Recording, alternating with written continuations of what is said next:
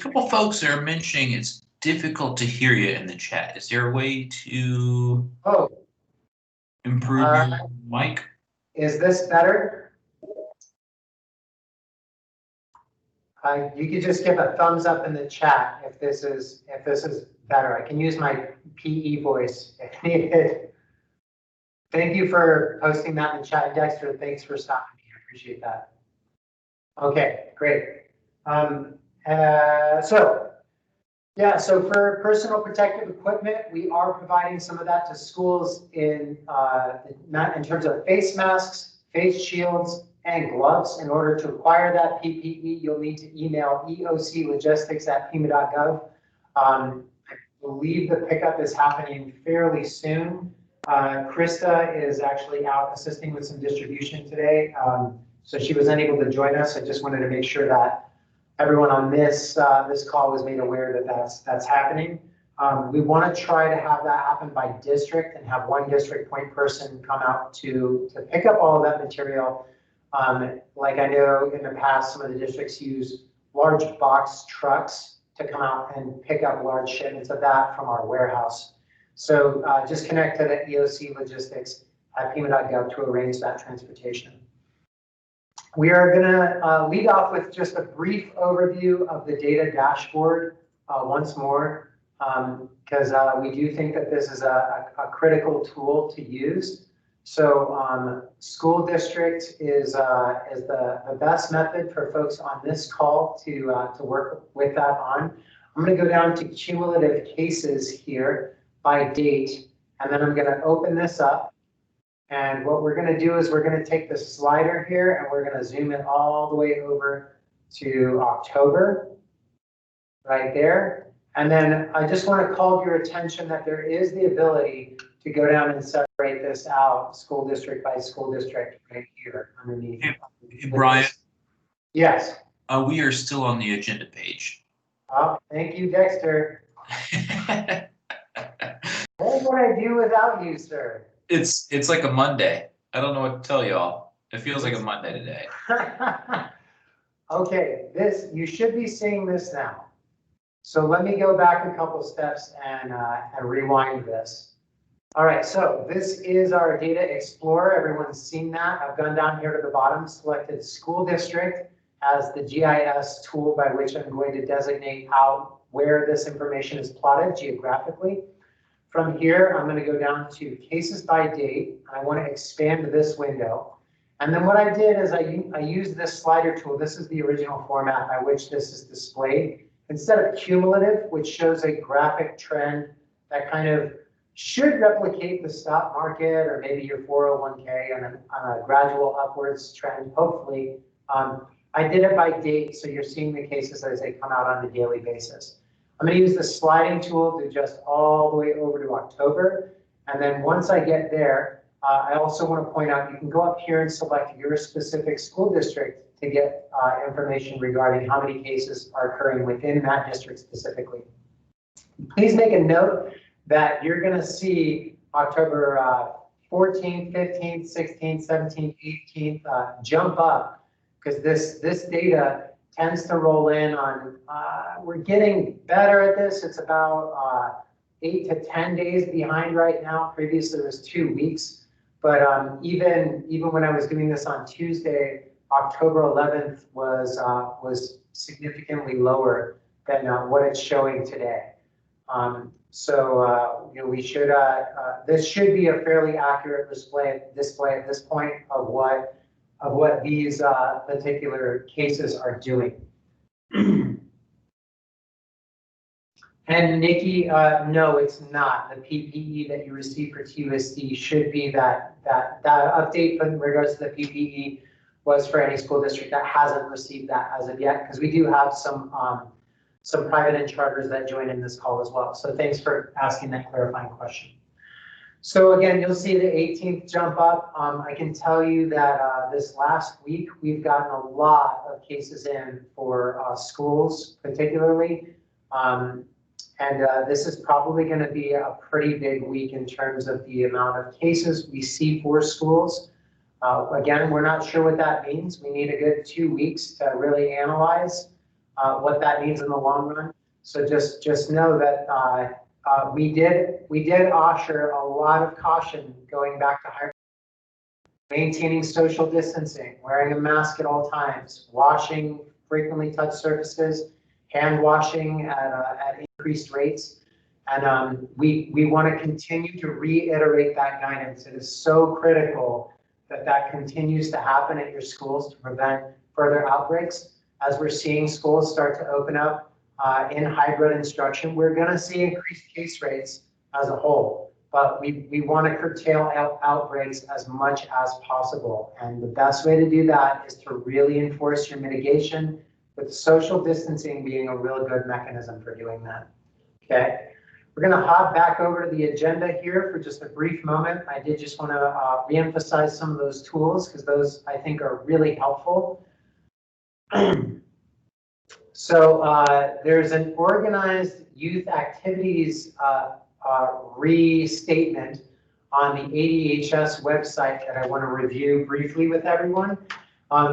We set up a call tomorrow with the athletic directors for all athletic directors really in the county primarily is who we're setting up that call for.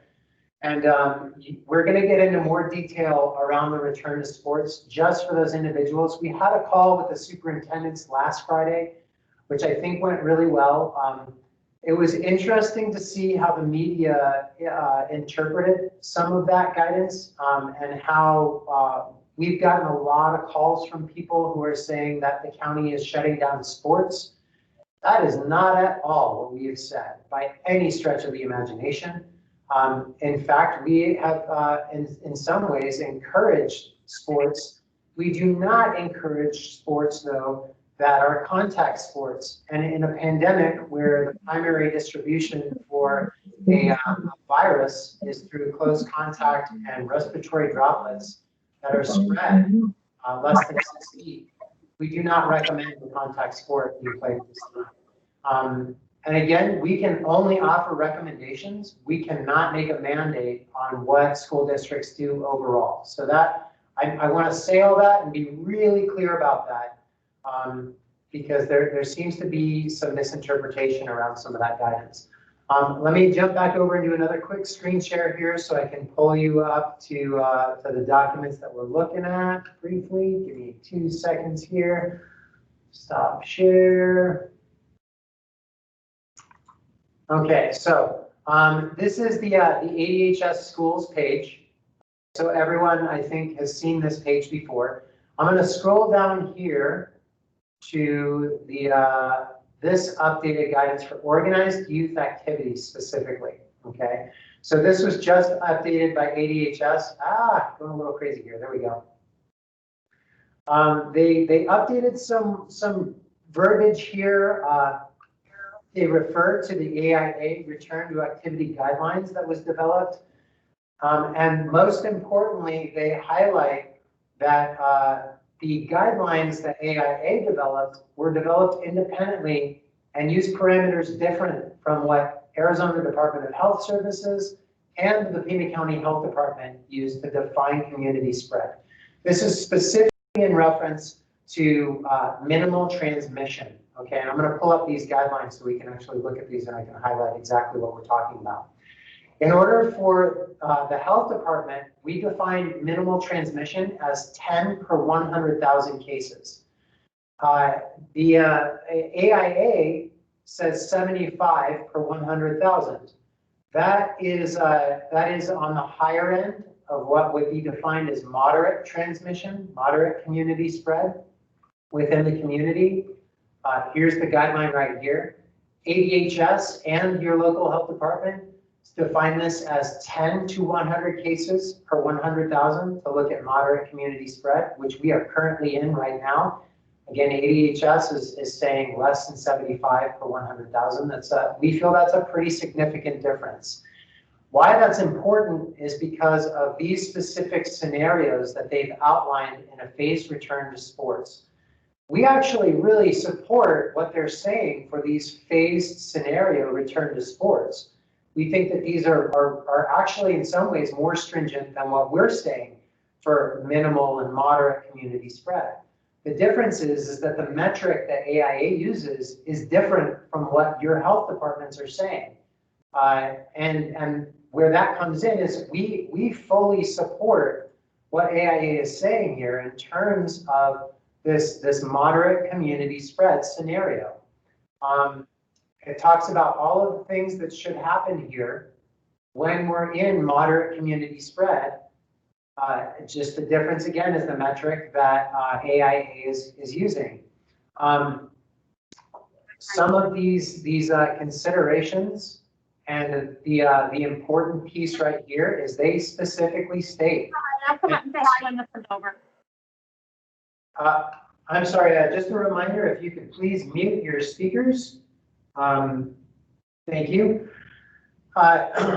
They actually state that team non-contact sports may consider team practice, but they do not encourage competitions. If they do, it's competitions permitted between teams and communities with the same level of community spread.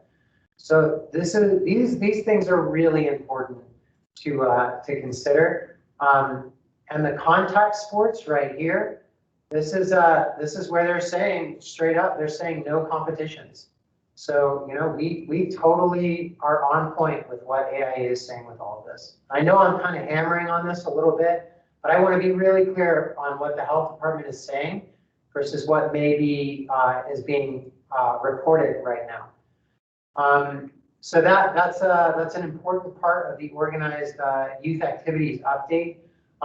I'm not going to jump back to screen sharing the agenda at this point. Instead, I'm gonna just kind of jump into some of the FAQs, which I know this is going to cause the most discussion and questions on this particular seminar. I want to reiterate something that we had in past sessions. COVID is a continually shifting situation, and the research and the analysis that we continue to learn about this disease and the rate of transmission are going to update our guidance as we go and maneuver through mitigation. That's important, and I think that when we look at how long it took us to understand that cigarettes cause cancer, and to actively get that guidance in place, that was a full like 20 to 30 years. We are far in advance in terms of how we're responding to public guidance in terms of the COVID response. And I want to say that that does not take away from the incredible level of frustration that you all must be feeling, because I can tell you I'm feeling it too. It is really frustrating when you have guidance that I think we've been really clear about delivering to our schools, and then things shift. I also want to give a shout out to some of the folks on this call here today who have been really persistent and challenging us on that guidance, specifically as it refers to close contacts and to guidance for siblings. So those are two particular things that we've been discussion with folks who are on this call today. You know, thank you for stepping up and pushing back on some of that, because that gets us to a place where we can elevate some of those questions. I actually had clarification from the CDC directly on Monday after an email exchange with Erin Matajesic on this call. This is the article from the Washington Post. I was trying to find the email that I have from the CDC, and I didn't have time to pull it up on a computer where my previous emails weren't documented. But this basically states that the updated guidance for close contact means that the 15 minutes or more over a 24-hour period. So it's now cumulative over 15 minutes or more for a 24-hour period of time. Okay, that's really important to understand. So here's the link in that article that brings you directly to this CDC close contact definition that was just updated. Okay, this is gonna complicate, I think, some of the issues that your districts are facing, and it's going to complicate our contact tracing efforts. I was on a call today with the CDC at the U of A, where we're currently engaged in some studies to try and really look at quarantine and some redefinition of that, which would significantly shorten periods of quarantine in terms of this rolling quarantine definition that we've been talking about, where 10 days of isolation and then the 14 days of quarantine start post that. And there's actually an update on that I'll share later in the call today too. So again, I just want to recognize the frustration and the challenges that you all have had. But personally, I'm kind of glad that they have this updated guidance, this 24 hours over a 15 period of minutes. So, and the example is one that we have actually used in the past to say that that does not constitute close contact. So you'll be seeing some updated graphic communications from us as quickly as possible to really highlight the updated communication in regards to that. Okay. So a couple of things in the chat, and Kathy, I will try to look for that current positivity rate on this call today.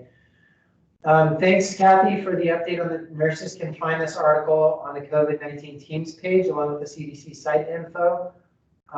Do we have written documentation of household exposure, 10-day isolation plus 14-day quarantine? I'm going to get to that in a little bit, Janine. And you're actually one of the people that's been helpful in helping us define that a little bit clearer. So thank you. And yeah, Dexter, will you, if you have the ability, can you pull up this link really quick and post it in the chat while you're on?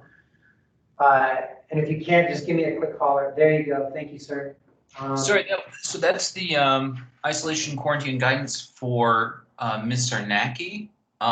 It's in a, so if you search for quarantine, it'll say a person who has had close contact with someone should quarantine for 14 days from their last exposure. And that last exposure being, if they're in the house with them, it continues to roll until isolation is done for that person. We're going to touch base a little bit on that though, because there has been some clarification in to our contact tracers following up with specific cases at school sites, which we need to, we're working on figuring out the exact communication that we need to have from here on out. But this was a high priority thing that emerged yesterday internally at the health department, and we'll get into that here briefly.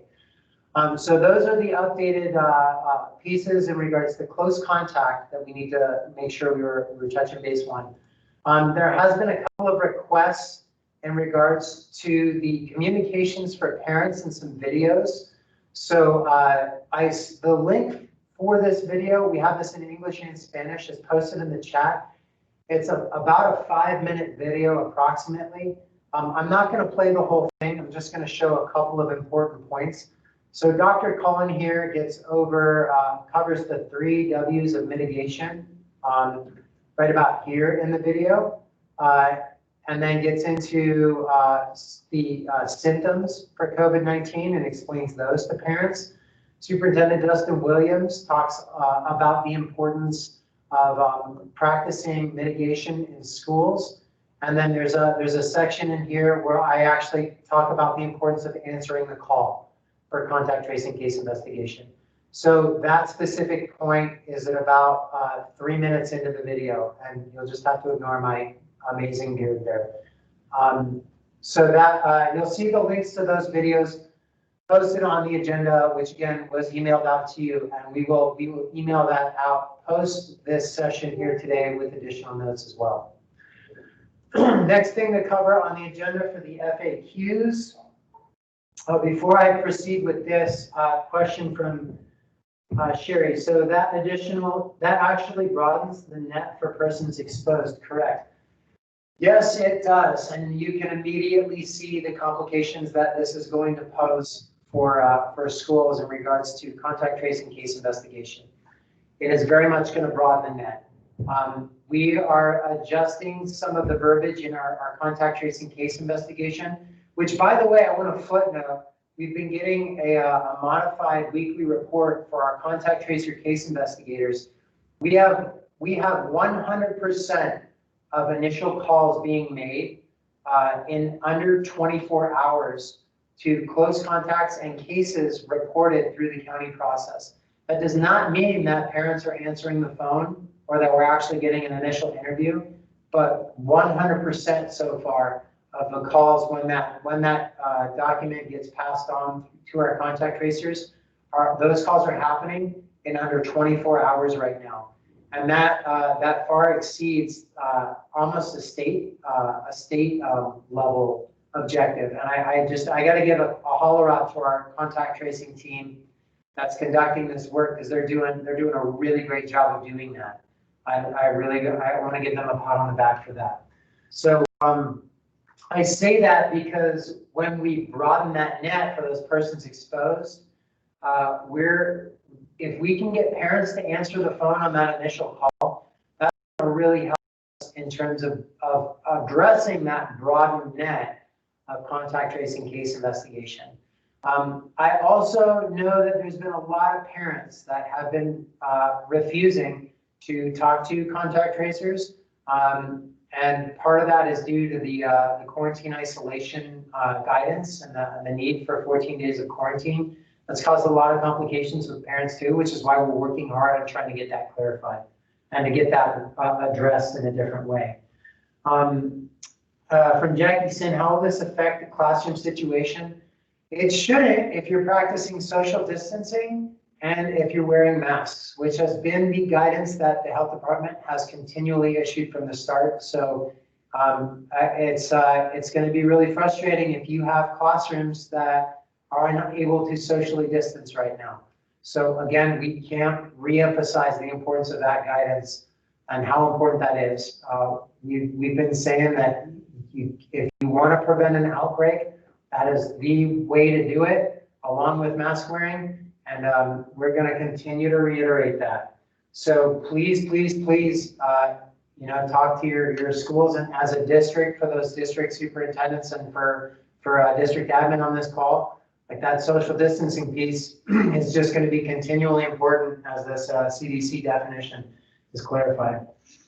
Question from Sarah Rodden. Can you clarify when a student will be able to return to school if their parents or family member in the household is positive after a 14-day quarantine? Actually, we're just about to review that right now. So that's a perfect segue to the next place of isolation. This document is linked in from ADHS documents. You can find it on that page I showed you earlier, the schools page. There's a frequently asked questions section right here. What to do with siblings who are members of the same household as someone confirmed or suspected to have COVID-19. This link is actually on the agenda as well. All household members of someone confirmed or suspected to have COVID-19 should not physically attend school and quarantine at home for 14 days. Keep in mind, siblings may be at the same school or at another school, age dependent. Should a student become sick, families should notify the schools of any household contact. If a sick student's household contact is in school, the contact school should be notified and they should be removed from the classroom and sent home as soon as possible, even if not displaying symptoms. If the household contact is also sick, follow steps as above. So there's two things that are going to be important in terms of this guidance. One is if you have a student that's symptomatic and they have siblings, those siblings are also, according to this guidance, need to be sent home, okay? Because that's suspected to have COVID-19. And again, that's going to cause a lot of complications with the previous guidance that we issued, because we had previously said that you did not need to do that. And according to this guidance, you do. So this is another area where I can only acknowledge your frustration and hope that we can be hope that we can just be on point with our messaging and get this out, these updates to you as quickly as possible. In regards to Ms. Rollins' question here, so here's the other updated guidance that our contact tracers case investigators have been giving as they've contacted close contacts or siblings of positive cases inside of your school settings. If a parent is able to isolate at a school site and they tell the contact tracer case investigator that they are able to isolate effectively throughout an entire day, and there are an extensive list of questions that our case investigators and contact tracers are asking these parents when they make the calls on the initial interviews, then that contact tracer case investigator we'll just say, okay, well, your student is good to isolate or is good to quarantine for 14 days from this point of contact that we have with you right now. I think previously, we've been really clear that any household contacts need to have this rolling isolation quarantine, of which the examples that we've drawn out and shown you. This is another point where we're going to have to adjust our guidance. And I think, honestly, this is probably going to be a positive thing overall for you as a school. So instead of having a student out for a full 24 days, most of the time it's going to be about 14 days quarantine, and then they can return to school. It's going to be on a case-by-case basis. And those case-by-case bases are primarily going to depend on what the contact tracer case investigator determines as a result of the contact tracing or the case investigation.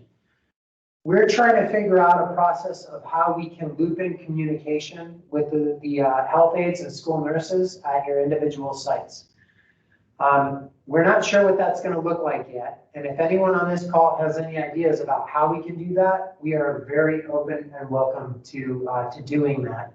So yeah, just take that as it is right now. This is going to update the guidance that we're doing for that, okay?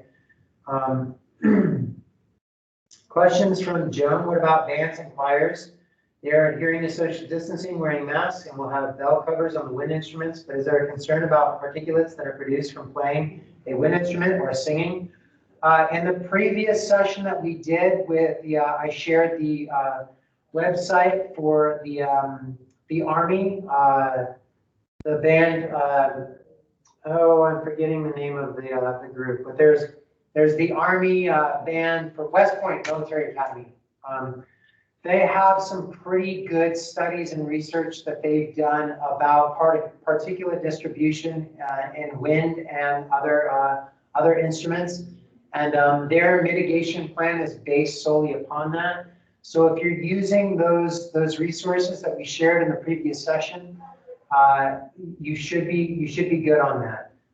I understand the concern there. Ventilation is a good mitigation tactic that's referred to in that. So outdoor practice is a good practice to adhere to. But social distancing is a really great strategy, and that's actually showing to mitigate that spread in regards to those specific activities. Okay. So great question, Ms. Ashcroft. Dexter, great points there. Thank you. I'm just going to scroll down and make sure Dexter has, yep. Okay, cool. Symptomatic student test negative. Do siblings have to complete quarantine or may they return? Yeah, so if the symptomatic student who is seeking quarantine and the siblings were quarantined based on the symptomatic student, once that student tests negative, everyone is cleared to return. Okay. Could you post this link for this handout, please? We did on the agenda, and I think thank you, Ms. Hodges, Ms. Hodge, for posting that for Ms. Gaither. Perfect. Thank you, Ms. Ashcroft. And if you find that information is not adequate, let us know. We can get a little bit more information in regards to the band and wind instrument. Thanks again, Ms. Hodge, for posting that, and Dexter for reposting that. Ms. Wassinger, possibly initiate Zoom trainings or required PowerPoint for health office staff and principals. Okay, we'll put that together for you, and we'll prioritize that to get that done by next week. I'm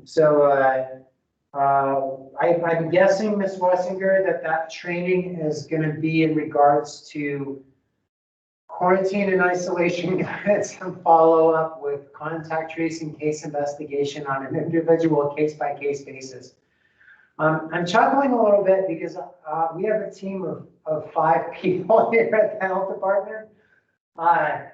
So this is going to be really tricky to navigate. I think the only thing right now that we can say is that you're going to have to rely on what the parents say if you have a follow-up call with them. So if a parent says, our contact tracer case investigator says that we're cleared for return on 14 days, that's something that you can call us directly and confirm, and we'll work with our contact tracers to determine that. In the past week, we had there were a lot of cases in close contacts, so I can see that getting really difficult to get back to you in a timely manner. We will try our best to do that. Question from Ms. Dahl here. Did you find a source for the recommendation on if a student who was previously COVID positive, but then a household member gets COVID, the recommendation is the student should be okay, not contagious, or at least at risk of COVID again for about 2 months? I don't have a written resource for that yet, just a verbal and another confirmation from the CDC on that. I will work to get that to you, but just to reiterate that guidance. So if you have a student who was previously positive for COVID, they completed isolation.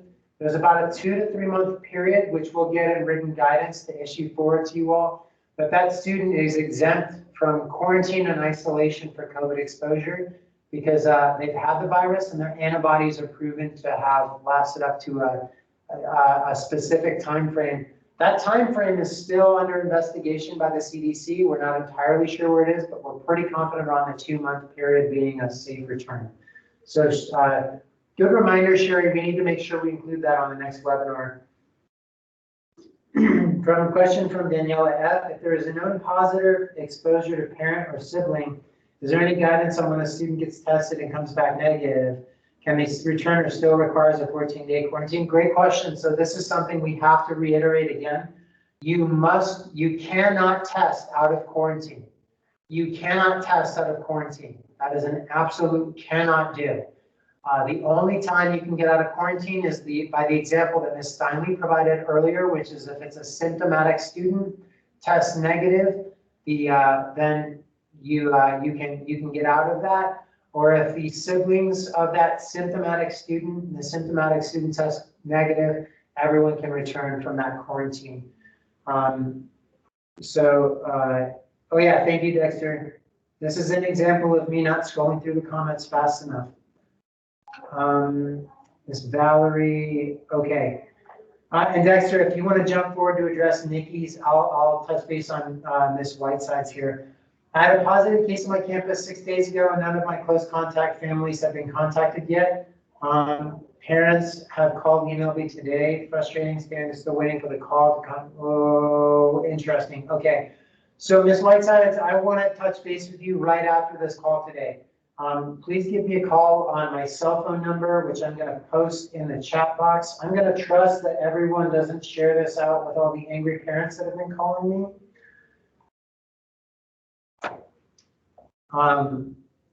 Ms. Whiteside, give me a call on that number at the conclusion of this session today because we want to get on that ASAP. Thanks for letting us know.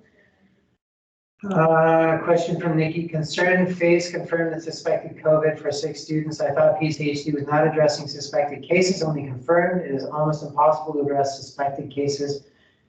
Is PCHD going to place this information on entire family saying how with suspected cases on a flyer, we use ADHS CDC written recommendations, quarantine case by case basis. I'm going to try to address your question, Nikki, but I may ask you to unmute. The guidance that you're seeing on your screen right now is the written guidance that we're going to share out in regards to that.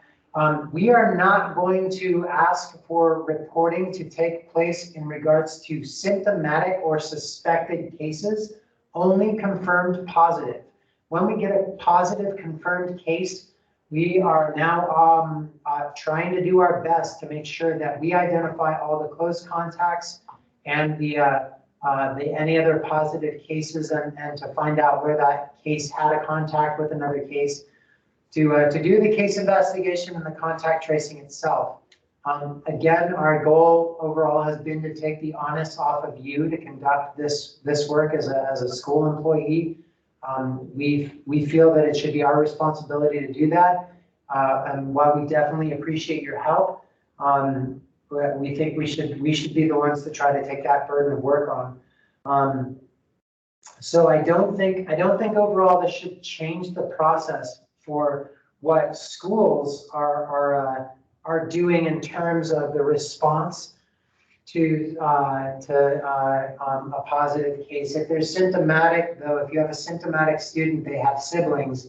That's been the guidance from the start. Anytime you have someone who's symptomatic, you send them home, and then they're asked to isolate for 10 days to either get, in the case of TUSD, 2 negative test results or a alternate diagnosis from a medical provider, and providing that they have a reduced fever without the use of fever-reducing medications over a 24-hour period and a reduction in symptoms, those students can then return. So all of that guidance should still adhere and stay the same. Nikki, if you just want to let me know if I'm addressing your question there. Not really. So can you clarify for me so I can make sure I am addressing it? Well, I just want to make sure for my district as well as all the districts. So Pima County only wants to know about positive cases. And from there, we move forward. You won't move forward. I understand that for contact tracing. But right. With the new information that you're asking us to do, or not you personally, but the CDC, Arizona Department of Health Services, you're saying if we have a suspected case where we send one child home with a cough or sniffles or diarrhea or whatever, one of the symptoms, we are now, the recommendation is that we group together that entire family and send them all home and stay home until either 10 days or the 2 negative tests or whatever. Is that what you're telling the schools? Yes, and I will get that written up for you. And I appreciate, I don't know, appreciate's not the right word. I acknowledge and sympathize with the frustration that this is going to cause. And that I wish that there was something I could do about it. So I feel you on that. It's gonna be a pain in the butt. And possibly an impossibility, but beside that, if we could have something simply written that when we're talking to a family, have the talking points of what is recommended, and that we can hand that flyer or whatever it is you give us to the family so that they understand that we're not behaving on our own accord, we're behaving because of the recommendations of Pima County, ADHS, and CDC. Gotcha. We're you gonna so prioritize that and get that. I'm gonna see if we can't try to get that on our website today, if possible. I'm gonna escalate this to highest priority. That's an excellent request. We will, we'll try to make that happen. And then once it happens, I'll make sure that we notify everyone on this call that document has been developed, created, and then is available for distribution. Thanks so much, Brian. Okay, just making sure other questions here aren't addressed. Asthma masks, parents sometimes think that a child with asthma is automatically exempt from the mask directive. Guidance, please. Older children, not young. Whew. Yeah. I'm gonna have to come back to that question for you, Barbara. That's going to be a tough one to address. What we've suggested to schools is if your child does not feel safe returning to school with a mask, then have them learn in a place that's safe for them, which is at home. And that would be the recommended guidance that we would suggest for that situation, if that's at all possible. All right, and next question from Mr. Naki here. Starry, still trying to figure out how to handle the 10 plus 14 days if contact tracers are getting different answers on a case-by-case basis. Yeah, us too. Can we have a list of the additional questions that the contact tracers ask so that we can try to give the same guidance? Otherwise, we need the contact tracers to reach out each and every time. Yeah, we do. We're trying to figure out how we can make that happen. My hesitation to give out the questions that our contact tracers are asking has to do with some of the emerging scams that have been occurring around contact tracing case investigation. And if we give out too much information that, let me check with my the gentleman who's leading our contact tracing case investigation team and see if I can't just get that piece of information and then send it out. I think that's a good idea. But I just need to make sure that there's the appropriate permission is obtained for that. Yeah. Next question from Ms. Wissinger. If a staff student tests positive and a few days later get a negative result, do they still quarantine for the required 10 days? So if anyone tests positive for COVID, they must isolate for 10 days. And there is no testing out of that. The isolation begins from either A, onset of symptoms, or B, the day of the positive test result. So if, let's say there is an alternate situation to that, let's say that the teacher takes a test, tests positive for COVID on Sunday, and then symptoms begin on Tuesday, isolation starts on Tuesday. So isolation will always start from onset of symptoms. If they're asymptomatic, isolation begins from the day of the test. And I want to just, again, make sure that there is a difference between isolation and quarantine. And I remember that, quarantine 14, isolate 10. Okay, so great question, Ms. Wissinger,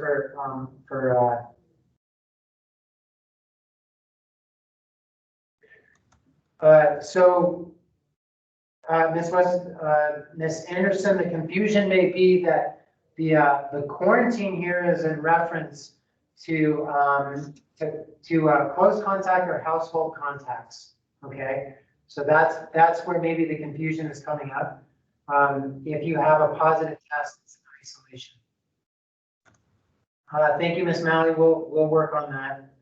Test negative according to what was verbally stated earlier. Ms. Anderson, if you can actually unmute briefly and maybe clarify for me.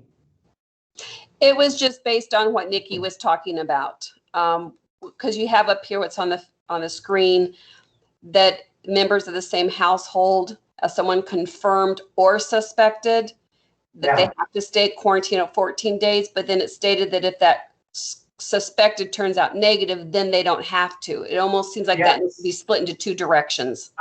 Understood. Okay. Yeah. Thank you for that clarification point. Not a problem. That's really critical. Yeah. Thank you. Okay, Nikki, we'll get to you back here in a second. Let me just scroll through the rest of these comments.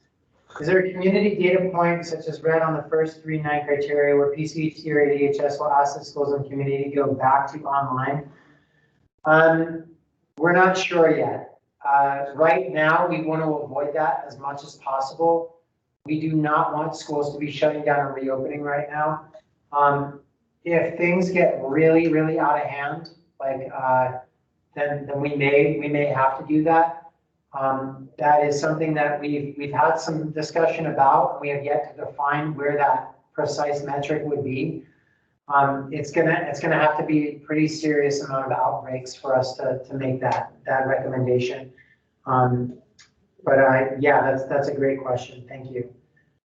Close contact infographic. Yes, that will be updated. That actually already has been updated. I'll share that with you here shortly, but we need to get the cumulative over 24 hours put in there, and that actually is in the process of happening today. So we'll share that link out as soon as that gets done. What if we continue to use the 10+14 guidance and if contact tracing indicates otherwise? That would be good news for families. Otherwise, it would be crazy making on the schools end. Yeah, I agree, and that's the one downfall to this particular situation. I think you can continue as an individual school to use that as your policy. Just know that our contact tracers have to issue this guidance county-wide, and that it may differentiate on a school-by-school basis, but it's a case-by-case situation. A question from an unknown user, possibly, but that could get really complicated. So I'll bring that back to Matt and see what he says about that. But it may make sense for us to even look at doing a weekly call with our contact tracing case investigation in some way to communicate that information. But that's a possible solution. We'll try to figure that out. Thank you, Dexter, for that guidance there. Everyone check out that little thought about quarantine questionable. Nikki, do you want to go ahead and unmute and ask your question? I don't think I should.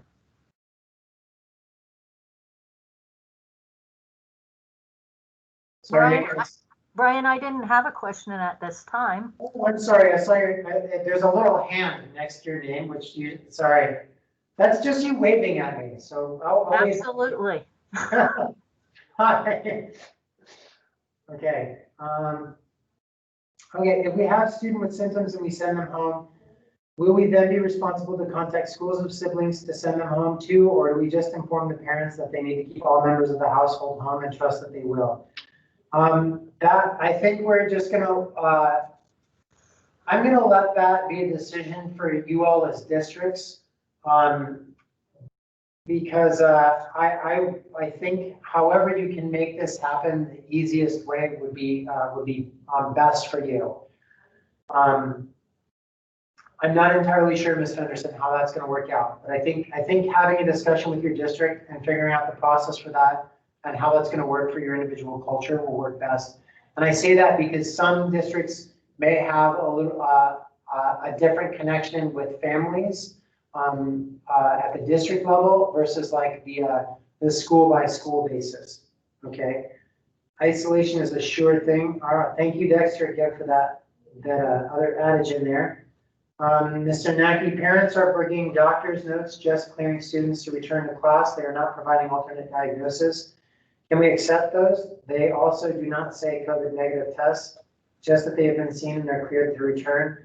I think we're going to have to accept those for now. We are working really hard on trying to address the doctor issue that's been going on in the county with physicians who have been giving inaccurate information. But if we're going to adhere to our guidance, which is a doctor's note to return, then I think we can accept that for now.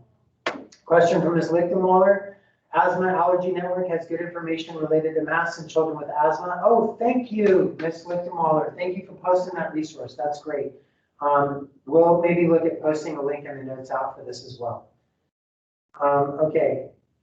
Any other questions, comments, or concerns today? I'm going to jump back over to the agenda here briefly so that everyone can see a screen share on that.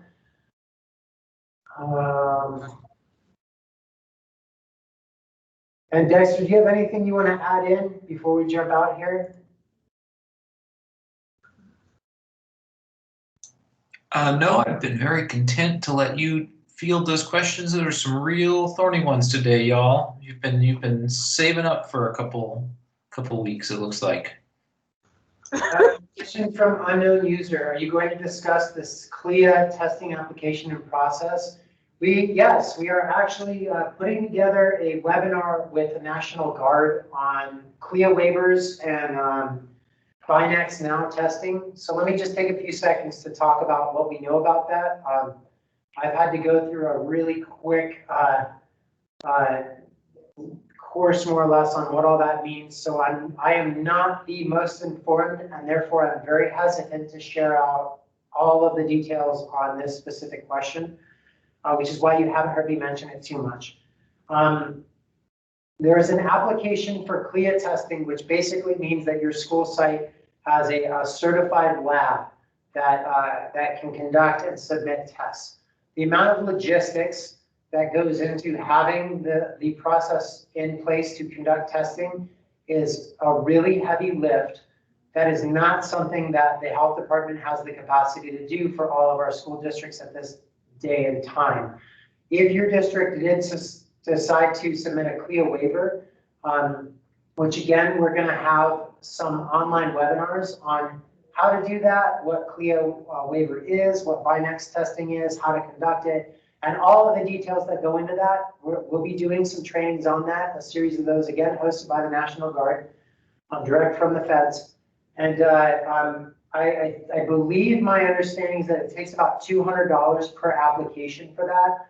I don't know if that's a district level application or if that's a school by school application. So those are some of the details we're trying to work out right now. The reason why this is coming up is because of athletics primarily.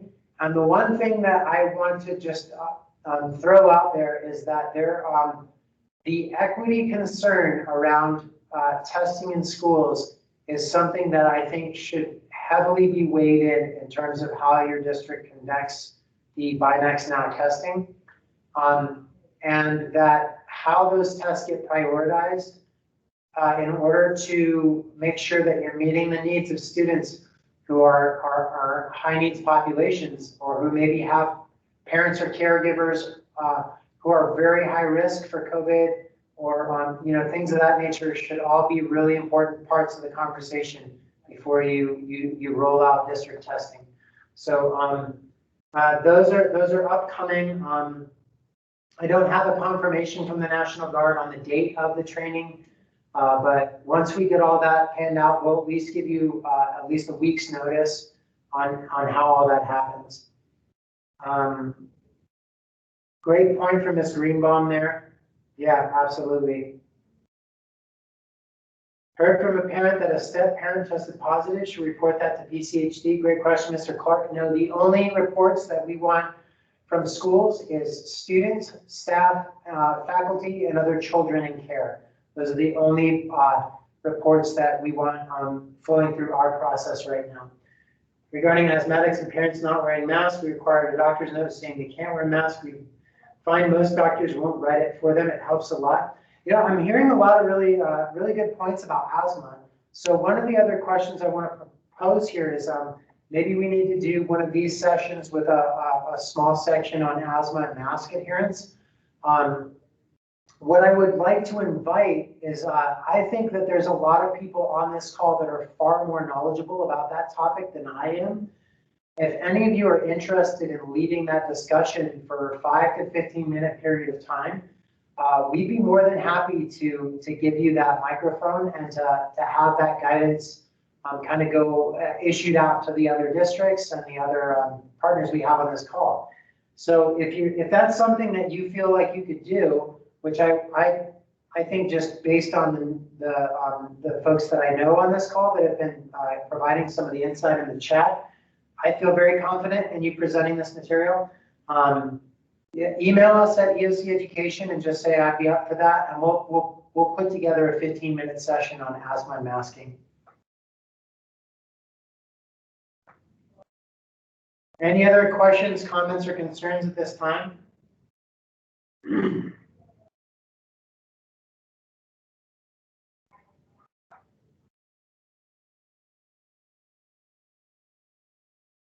Absolutely, Ms. Stefan, that's a great point there. Dr. Gerald, Lynn Gerald, I think they can definitely do that. Ms. Miller-Helden, I feel you. Maybe we can put all of us a little happy face for Ms. Miller-Lind in there, just to express our gratitude for that comment. If a school already has a CLIA in place, do you recommend regarding testing at this time? There are only 2 schools that we know of in all of, I think in the state, that have CLIA waivers in place. I can't give you an answer on that at this point in time. What I can say is that if you are recommending a waiver, or if you're regarding testing at your school site, please, please, please consider equity and the distribution of those tests and how you're really meeting the needs of your entire population.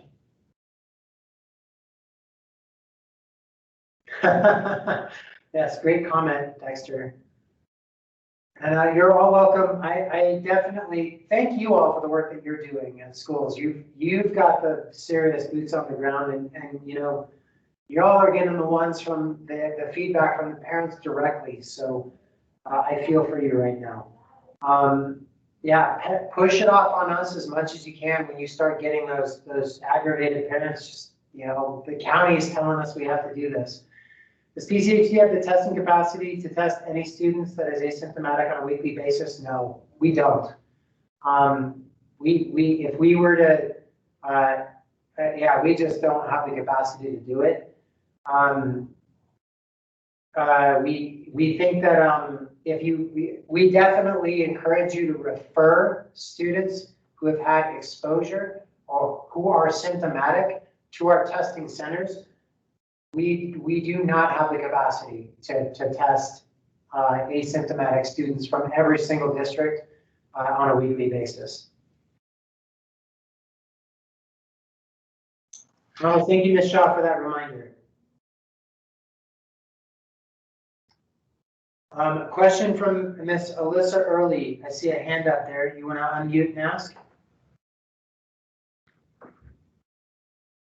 Sure. So my question is, and this has been asked of me, so I'm asking you, if someone tests positive for the flu, but initially negative for COVID, so we're pretty sure they have the flu and they're symptomatic, should they still be out for the 10 days? Because we don't know for sure that they don't have COVID if they've only tested out, had a negative test once. Yeah, that's a fantastic question. And that's actually something that came up in a meeting with the U of A today. Okay. I can't give you a conclusive answer on that yet. We may have that in the next week or 2 weeks or 3 weeks.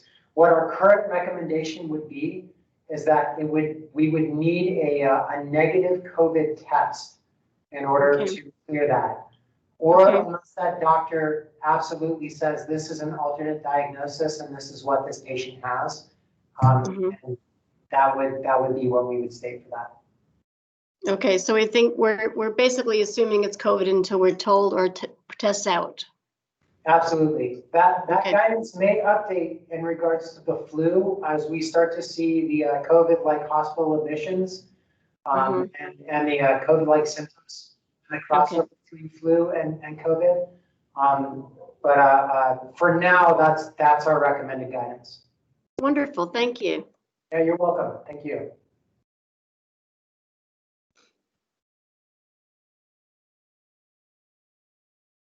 Okay. Well, at this point, I'm going to conclude recording the call.